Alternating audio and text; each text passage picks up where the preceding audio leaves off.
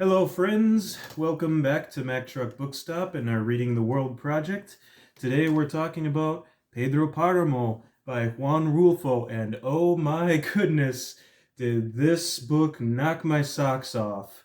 I was not prepared for how much was inside these 130 fairly large font pages. I thought I was going to zip through this one, and wow, there were so many wait, what moments in this book.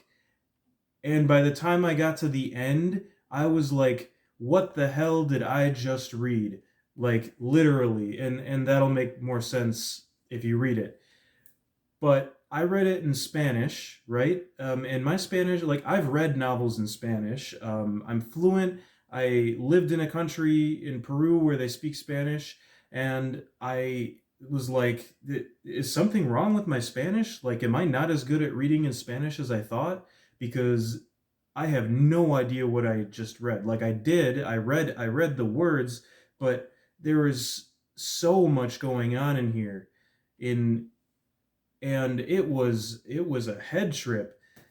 I listened to it in English the next day at work.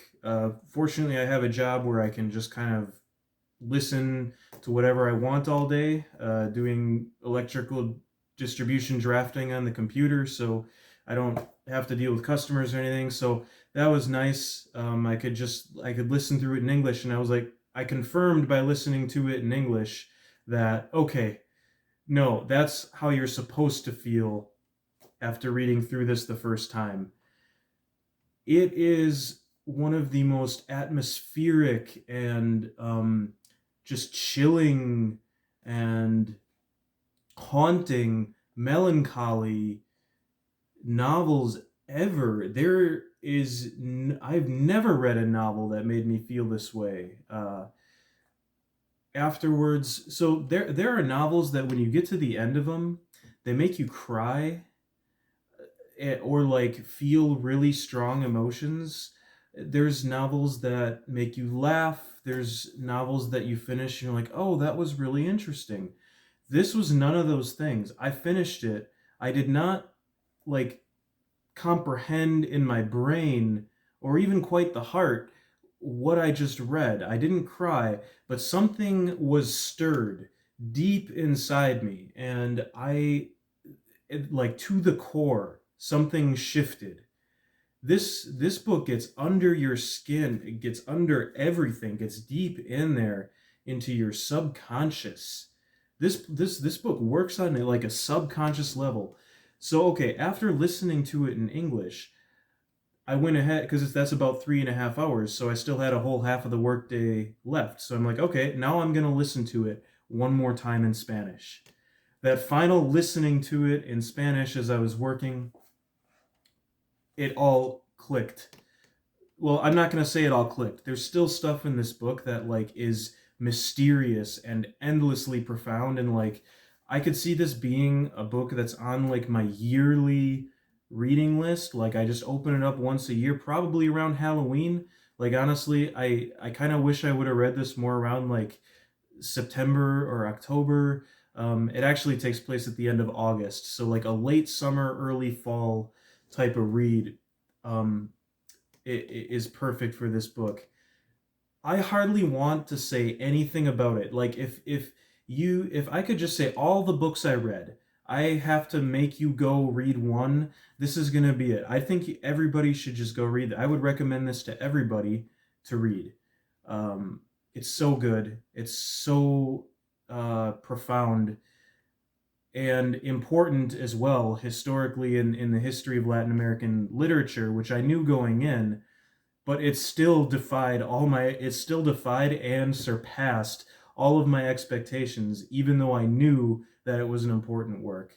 And um yeah, so if you still need more convincing, I will talk more about the book, but I implore you to, if you haven't read it and now you're curious, to turn off the video, go find a copy in, if you can speak Spanish, read it in Spanish. If you can barely read Spanish, still read it in Spanish, but also read it in English. And if you read it in English too, because it's good in English too, um, or fantastic in English too. But just read it and don't let me spoil even one thing about it, because every word of this novel is important, and I feel like every little twist and turn in the book can be spoiled by me even saying the most basic thing about it. But I'm going to start talking about it and introducing, I guess, greater, what I consider to be greater spoilers as I go. So there's going to be several steps to this review. Um, the so I guess the book opens with an unnamed narrator at the time. We do eventually get his name, um, and that's the thing. Like, summaries of this book will even tell you the main character's name, but it's better that you don't even know his name until a certain part of the book. You put yourself in his shoes, but he's going to a small village where his mother was from. His mother has recently passed away, and she has asked him to go um, and make his father, Pedro Paramo, who the book is named after, pay for basically forgetting them. And that right away has you hooked. Uh, and the atmosphere of the road to the village, you've got crows. You're in like somewhere in the dry Mexican landscape here. Um, and there's, it talks about kind of like the few plants and herbs. There's a lot of mentions of plants and flowers, but the first mention of flowers is actually how they produce kind of like a rotten smell, and that sets a tone as well. And as he's going to this village, he runs into somebody along the road who starts talking to him. This guy's name is Abundio, and Abundio basically says, "Yeah, no, nobody lives in this village. It's deserted." And so he gets, yeah, the narrator gets to this village and realizes there's nobody here, except then he does meet somebody, but then he starts hearing voices, and slowly it dawns on him, and you find this out pretty quickly, but again, it's intense if you read. Go away if you don't want spoilers, but everybody that he meets in this village appears to be dead. In fact, you don't really know who is alive or dead in a lot of parts of this novel. Even in the flashbacks, there are people running into dead people in this village, and they're ghosts basically. It's a story full of ghosts and memories, and the narrator is simply in this village realizing everybody is ghosts. And the narrator, whose name I'll now reveal and is revealed to be Juan Preciado, um, is not even really the main character. He's not the main character of the story at all. Um, but now I'm questioning if I even got his name right. Preciado, definitely. But he's not the main character at all, but these people he meets in the village start telling their stories around this one Pedro Paramo. This Pedro Paramo, you slowly realize, was this man who basically owned most of the land in the village, with little explanation of how, but you can imagine, because of the way Mexico was colonized and everything, and land was massive. Like, villages were basically owned by one person, who comes from the long line of Spanish settlers, or something like that. It's not really explained, but you get the sense. It's easily understandable that Pedro Paramo is the man running this village, and he has children with many different women in the village, um, and but only attaches himself to one of them, named Miguel Paramo. And this Miguel Paramo is a monster, like a monstrous human being, even at the age of 17. Pedro Paramo is quite monstrous as well, but yeah, not as recklessly monstrous as this one son that he gives basically all of his attention to when he has all these other kids that he ignores, like our narrator, who had come to the village because his mother asked to make Pedro Paramo pay. Um, so you're meeting all these ghosts. You meet the different women that Pedro Paramo has slept with. You meet the village priest. All of these people are dead. You meet a brother and sister who are in a kind of incestuous relationship. There's a lot of symbolism. One of my favorite symbols is towards the middle of the book. The moon and Venus meet. It's never stated to be Venus, but it's the brightest star in the sky, described as the brightest star, the evening star, everything but Venus. And something very important happens around the time that this happens. Um, and it reminded me a lot about how the eclipse was a big turning point in Gabriel Garcia Marquez on Love and Other Demons, and the influence is notable. Actually, this edition of Pedro Paramo has an introduction by Gabriel Garcia Marquez, who claims he stayed up all night when he read this book, and it was obviously a massive influence on all of the magical realism genre. Isabel Allende, uh, even Borges. I found out after reading this that Borges called this one of the greatest works of the Spanish language, and that is something. I mean, Borges he's on a pedestal when it comes to um, just literature in general. And just to know that all of these greats found this novel as amazing as I did, I love that. But it's so deserving of it. It's to me, this is a perfect novella. It's the first book that I've read so far. I will just say is perfect. Like, I wouldn't change a single thing about this novella, and it's an incredibly rare and outstanding work, because Juan Rulfo only ever published two novels in his lifetime, from what I can understand. And this was published in 1955.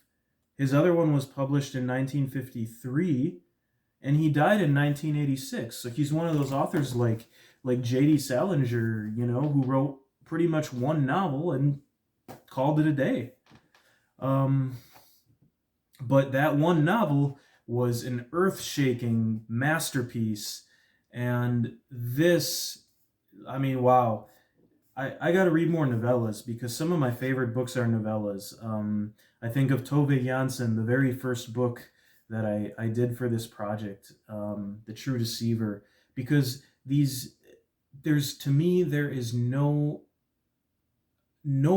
type of book that draws me back to it in the same way as a short novella that is incredibly profoundly stuffed with meaning, um, that is like I think somebody described uh, Tove Jansson's work this way, like a clear, like um like a lake surface that appears simple. It appears simple on the surface and like monocolored and this sheen, but then beneath it is just this profound depth of water. Um, yeah, so the novella that is just crafted to perfection, I think, is like to me the literary peak, or the type of book that always makes me come back and read it multiple times, because I know I can sit down with it and get through it in a short stretch of time, and I can turn it over and see every part of it quite easily, and yet I'm always seeing new things like a kaleidoscope. It's Anyway, I just really went off on a tangent there, but yeah, Pedro Paramo. If again, I'm gonna try to not give any like major spoilers in this review, just because I know there's going to be people that watch to the end, and I believe in this book so much that it shouldn't be, the mystery and everything about it shouldn't be spoiled, because like, just read it, please read it.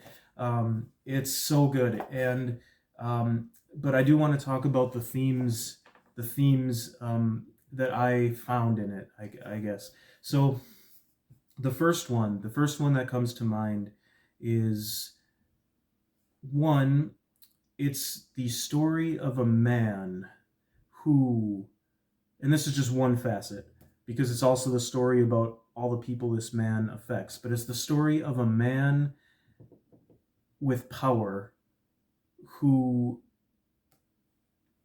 mishandle, not, I don't want to say mishandling that power, but simply living his life pursuing his own pleasure and gratification, and disregarding the plights of others who are affected by his power, and his pursuit of gratification brings about his own downfall and creates a hell in which he and the inhabitants of this village are trapped in for essentially eternity, and a hell of his own making.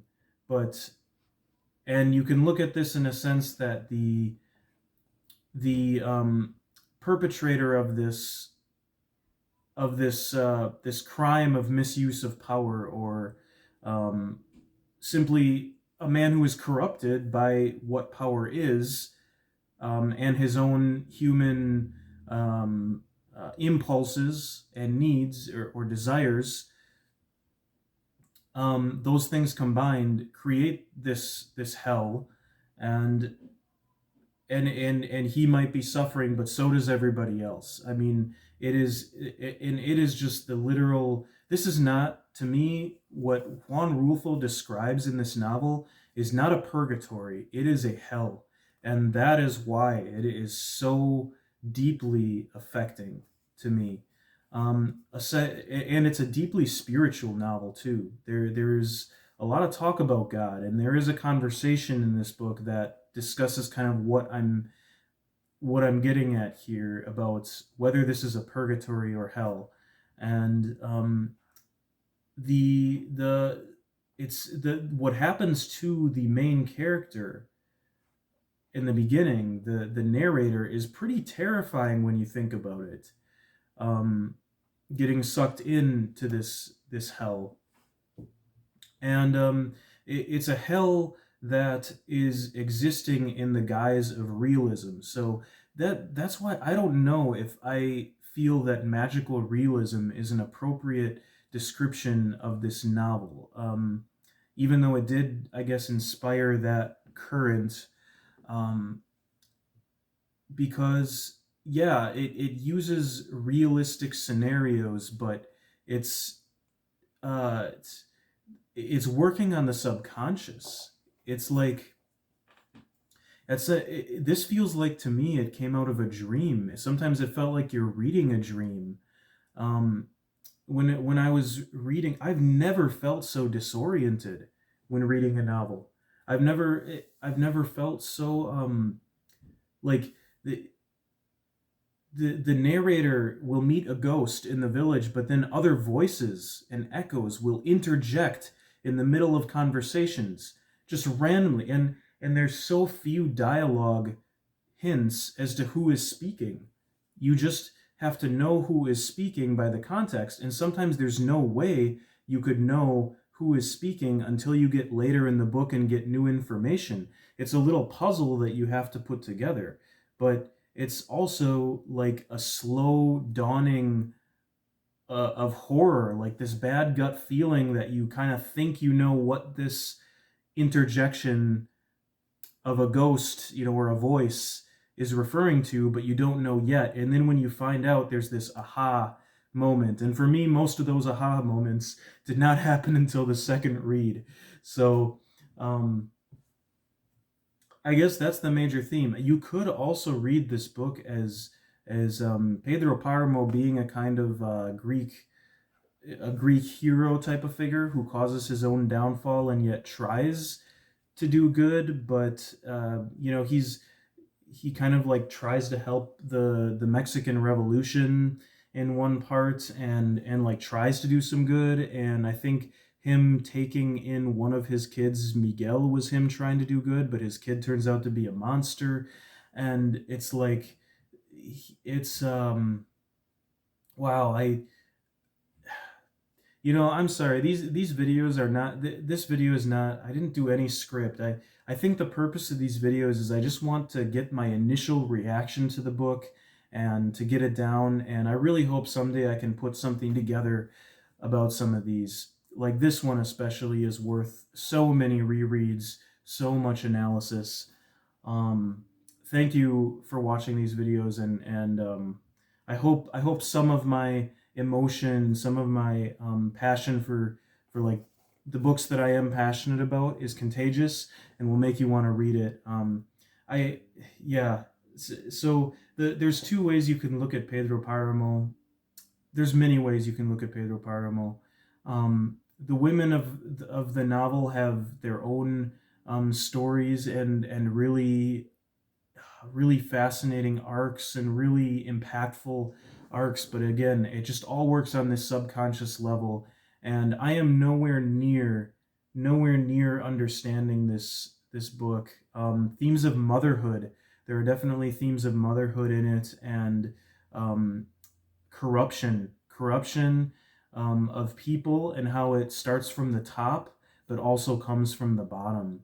Um, and all of this is done in so few words.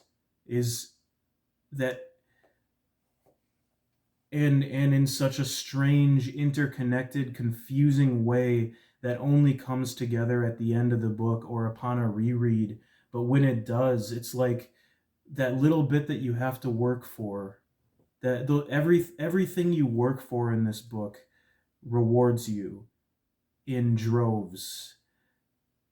And that's where I'm going to leave this review. I don't know how well I was able to draw out the themes of this, but they are themes that certainly transcend Mexico. Even though this book is for Mexico, they're in and based in during the Mexican Revolution, and definitely has that that Roman Catholic culture, um, and the Mexican landscape of this area of Comala is the name of the village, and Media Luna is the name of like the ridge around it, or the valley around it, I believe. And wow, and there's one part in the book that where I have to say this. I'm going to end on this. Where our initial narrator is talking to the one of the ghosts in the village, and he's confronting this guy. Well, just saying like, "Oh, I understand that you're brother and sister, and that you have kind of like an incestuous relationship going on." And then the brother gets defensive and then says, "¿Qué entiende usted? What do you understand?" And then the sister stands by him and also says, "¿Qué entiende usted? What do you understand?" And the narrator responds, "Nothing.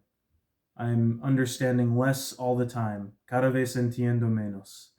And that is exactly how I felt reading the book the first time. So I thought that was just brilliant, that at page, about 55, where you're like, what is going on?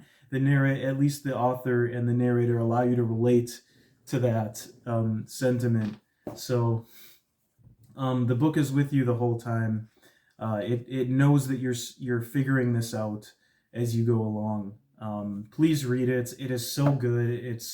Uh, it's just out just I'm awestruck. I'm awestruck by how good it was. So thank you again for watching. I'm still working on the books that I talked about in the last video.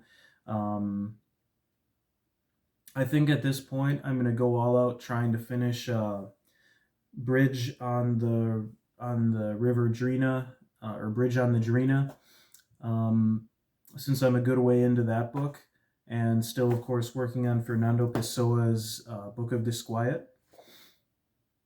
And also the big Chinese novel from the 14th century, Outlaws of the Marsh, which is actually turning out to be an outrageously funny book.